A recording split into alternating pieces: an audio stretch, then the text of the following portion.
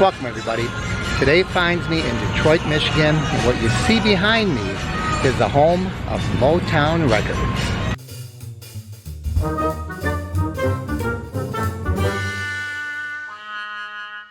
In the late 1950s, Berry Gordy started Motown with a loan of $800, and it grew into one of the largest recording companies in the 1960s and 70s. All from this unassuming building in an unassuming neighborhood. Some of the greatest recording artists of the 60s and 70s walked right through these doors and recorded some of their biggest hits. People like The Temptations, The Supremes, the Jackson 5, Smokey Robinson, Stevie Wonder. The list goes on and on. And it all happened right here in Detroit. Motor City, get it? Motown. Let's go inside and take a look. Now it's my understanding you cannot take pictures or video inside during the tour. But here we can see some of the famous people that recorded here.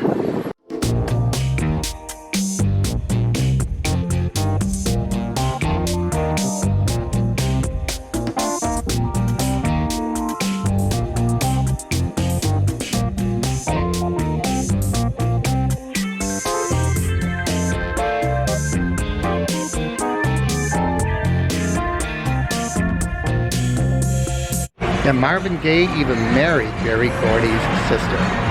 And tickets were sold out for today's tour.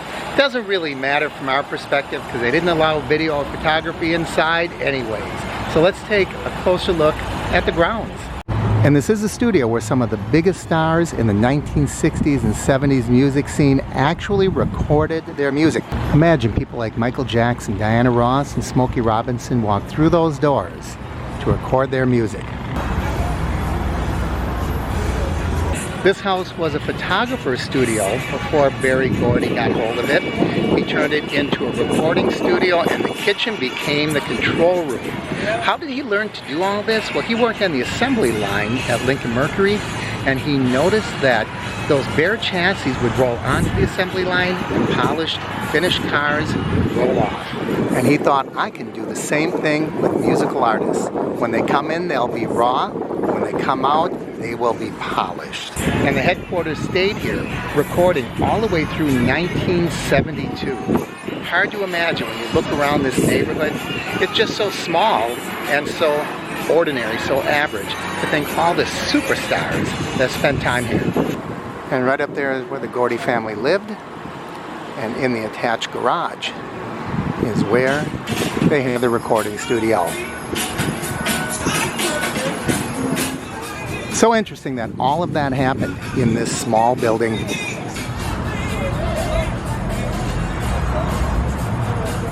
In most homes, this would be the front door to the living room. Here, it's Motown Studio A.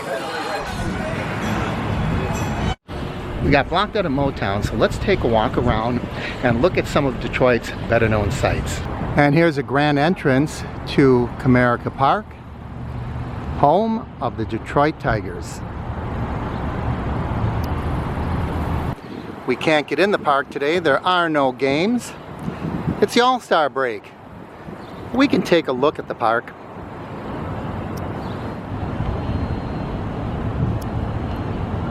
And I can see that tiger from my hotel room.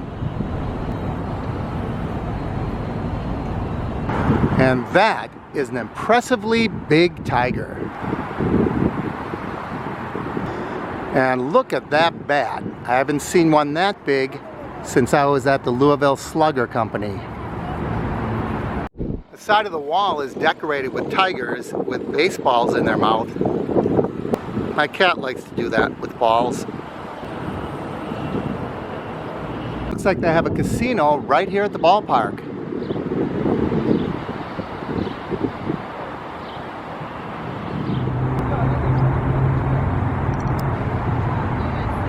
And across the street from the ballpark is this wonderful mural. We used to have one of those walls in Milwaukee, but they tore it down so the freeway could go through.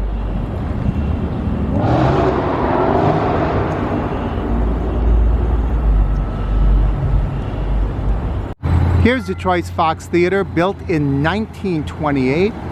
It was part of the Fox Theater chain.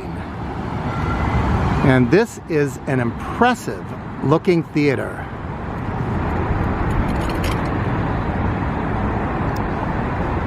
With 5,000 seats, it's the largest theater in the city of Detroit, and it's over 90 years old.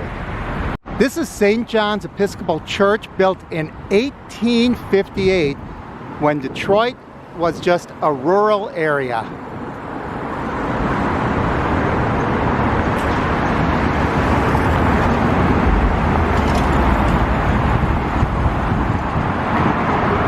But now the church stands right alongside Tiger Stadium.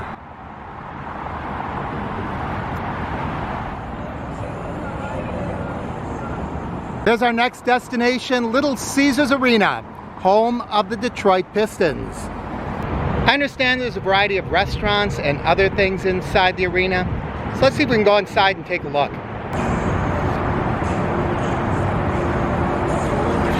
Apparently they're not open. Security guy came out, he talked to me, he said sometimes they have tours, but unless there are activities or games, you just can't get inside the arena. There are a lot of restaurants on the outside perimeter, so we'll just take a walk around and see what they have. Alright, so this is Google. I don't know exactly what the Google presence is. And the team store, which seems to be closed. I can't help but to think they're missing out by not having these stores open, despite the fact that there are no games or events. I've always heard about Shinola, generally in a figure of speech that's in a not so favorable light, but apparently it's from Detroit. That's pretty cool. They do have a Jumbotron right outside in this open area. Right now, it's advertising Coca-Cola. Let's see how I can do left-handed. Okay, here we go. Oh, that was terrible. Maybe I should try my right hand. Oh, slid right off the board. Well, all this walking is making me hungry, so I think I'm going to head over to Greektown and see if I can find a good restaurant. I don't know, it looks like that is just a little too much work. This is Grand Circus Park, right in the heart of downtown. We have a little stage set up today. It looks like maybe there's going to be some music. Maybe a little later. I might pop around and see what's happening. And look at this. Grand Circus Park has a bourbon garden. Looks very relaxing. And here comes our elevated train.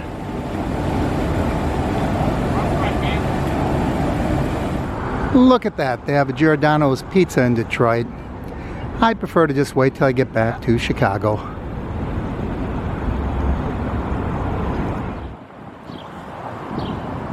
I hope you enjoyed our visit to the city of Detroit, as well as Motown Records. As always, I encourage you to leave your comments down below. Please like and share the videos, and if you haven't already, please subscribe and ring that bell icon so you know when I post new videos. Thanks for joining me. I'm Mark with the Average Me channel.